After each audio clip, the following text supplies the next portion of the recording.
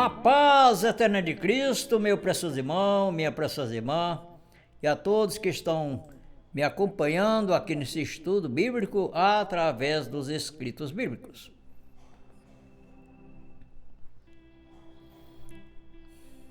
O nosso tema de hoje mexe com uma das áreas mais sensíveis da vida religiosa. E isso tem a ver com o nosso tema sobre o dízimo. Virou teste de fidelidade, mas isto era mandamentos da lei de Moisés.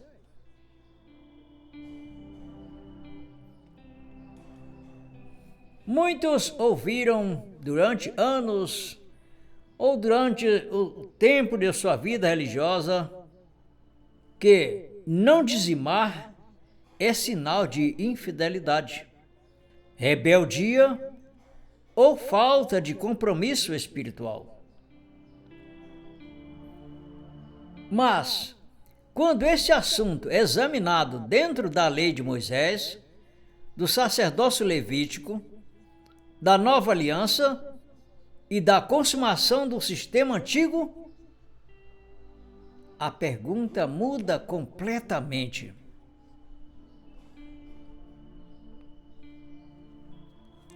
O problema começa quando uma ordenança da lei de Moisés é transformada em termômetro espiritual dentro da nova aliança. O dízimo aparece na lei de Moisés como algo ligado à terra, ao sustento levítico e à estrutura nacional de Israel. Pois assim está escrito. Nos escritos de Levítico, ao Levítico, capítulo 27 e versículo 30, vamos ler. Também todos os dízimos do campo, da semente do campo, do fruto das árvores são do Senhor. Santas são ao Senhor. Levítico capítulo 27 e versículo 30.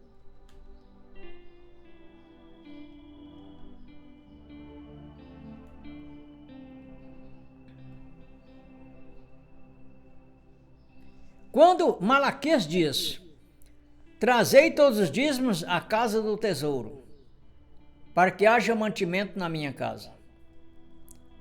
Malaquias capítulo 3, versículo 10. Ele não fala a uma igreja moderna, mas ele fala a Israel, dentro do sistema levítico, dentro do sistema judaico, dentro do templo, dentro da casa do tesouro, dentro da lei que prescrevia o dizimar, dentro do sistema judaico e dentro da administração sacerdotal da antiga aliança. Por isso, usar esse texto para medir a fidelidade atual cria a pressão religiosa sobre pessoas que já não vivem debaixo daquele sistema.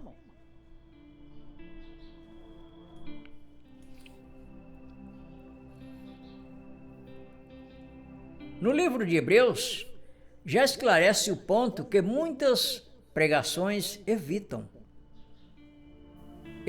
falar, porque o dízimo estava preso ao sacerdócio levítico e à lei. O texto de Hebreus é bem claro e afirma, olha o que está escrito: e os que dentre os filhos de Levi recebem o sacerdócio têm mandamento de tomar o dízimo do povo, segundo a lei, isto é, de seus irmãos.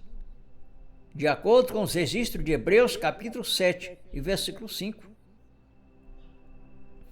A frase segundo a lei é decisiva,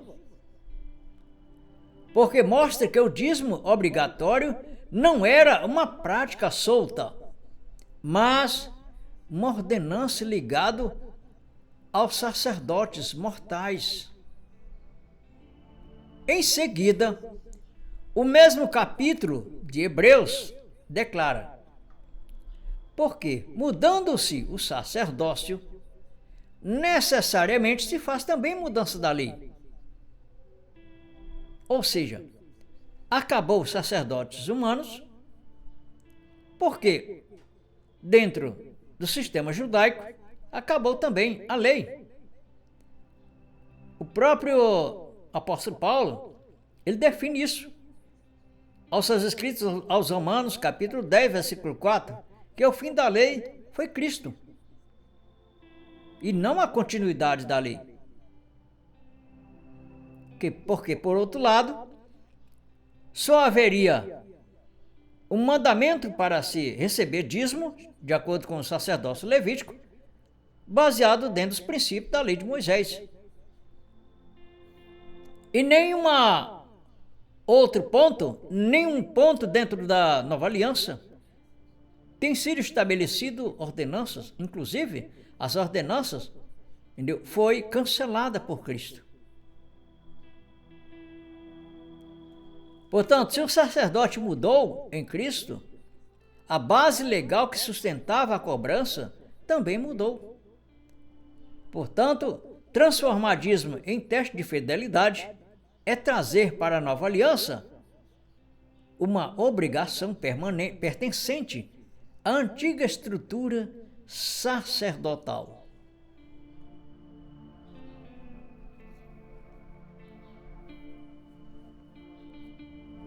O argumento de Abraão também precisa ser lido com rigor, porque Abraão não recebeu uma ordem permanente para dizimar mensalmente. Ou seja, ele não recebeu ordem para dizimar mensalmente, nem entregou renda, salário ou colheita contínua.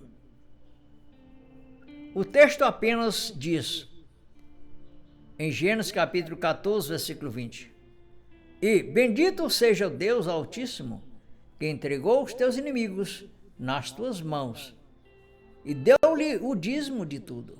Gênesis capítulo 14, versículo 20. Hebreus interpreta esse episódio mostrando que Levi, o sacerdócio, que receberia dízimos na lei, estava representado em Abraão.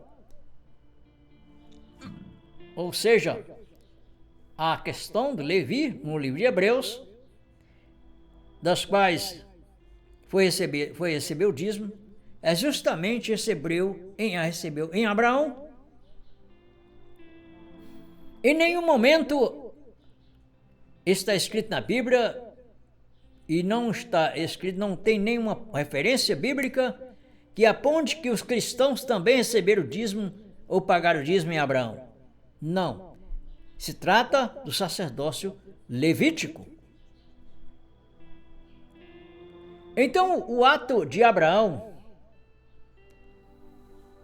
aponta para a inferioridade do sacerdócio levítico diante da ordem superior de Melquisedeque. Não para uma cobrança eterna sobre os filhos de Deus. Para você se aprofundar mais nesse assunto, meu prezado irmão e minha prezada irmã, eu vou deixar aqui na descrição do nosso vídeo que estamos assistindo, que você está assistindo, um vídeo com o tema: se Abraão e o dízimo foram antes da lei, estamos obrigados a dizimar? Esse conteúdo vai te ajudar a compreender melhor porque o argumento de Abraão não sustenta a obrigação moderna do dízimo. Eu vou deixar aqui o link na descrição desse vídeo.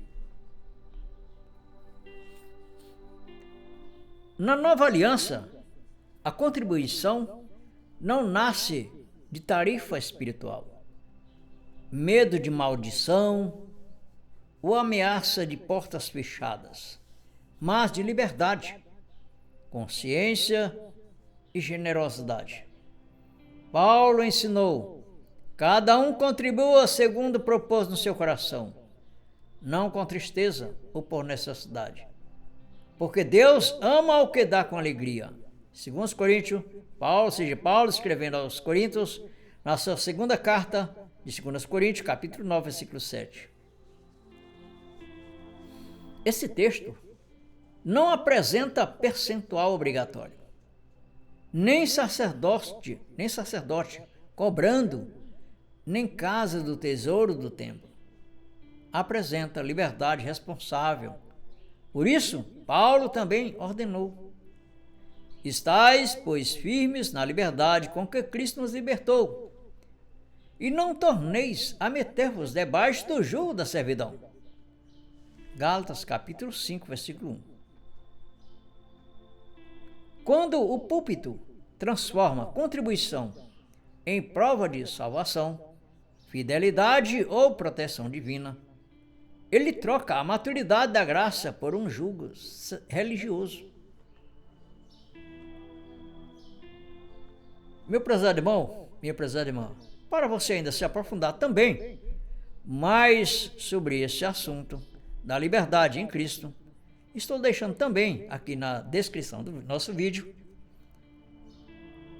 um estudo sobre a liberdade em Cristo, com um tema que diz: o que é a liberdade em Cristo? Esse conteúdo fortalece a compreensão de uma vida com Deus, sem barganha, sem medo e sem cobrança legalista.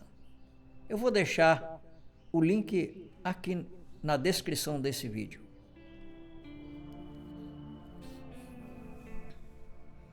A destruição de Jerusalém no ano 70 d.C. confirmou publicamente o fim do sistema da antiga aliança, incluindo o templo, sacerdócio levítico, sacrifícios e mecanismos de sustento ligados ao templo. Hebreus já havia anunciado essa transição ao dizendo: nova aliança envelheceu a primeira. Ora, o que foi tornado velho e se envelhece, perto está de acabar. Hebreus capítulo 8, versículo 13. Jesus também marcou o juízo sobre Jerusalém quando declarou, em Lucas capítulo 21, versículo 20: mas quando vide Jerusalém cercada de exércitos, sabei então que é chegada a sua desolação. Assim, manter o dízimo como mandamento obrigatório depois da consumação da antiga aliança é tentar preservar uma peça de um sistema que Deus mesmo encerrou. A generosidade permanece, o cuidado com a pessoa permanece, o sustento de uma obra para existir, mas a cobrança legal, a ameaça de maldição e o teste de fidelidade pertence à lógica antiga, não à liberdade da nova aliança. Portanto, meu prezado, minha prezada irmã, muito obrigado por acompanhar este estudo até aqui. E o benefício bíblico deste tema é libertar a consciência da culpa religiosa, de maldição e coisas tais, e colocar a contribuição no lugar correto, não como pagamento obrigatório para Deus. Deus não precisa de seu dinheiro, e nem aceitar alguém, mas como fruto de liberdade, ou seja, não que aceitar alguém a fazer uma cobrança indevida para você como um cristão dentro do princípio da nova aliança, mas como um fruto de liberdade, maturidade e generosidade consciente. A firmeza na Escritura impede que textos da antiga aliança sejam usados como instrumentos de medo sobre pessoas que já vivem na realidade consumada em Cristo. O entendimento bíblico fortalece a fé, remove confusões religiosas e conduz o cristão a uma vida mais clara, livre e responsável diante de Deus.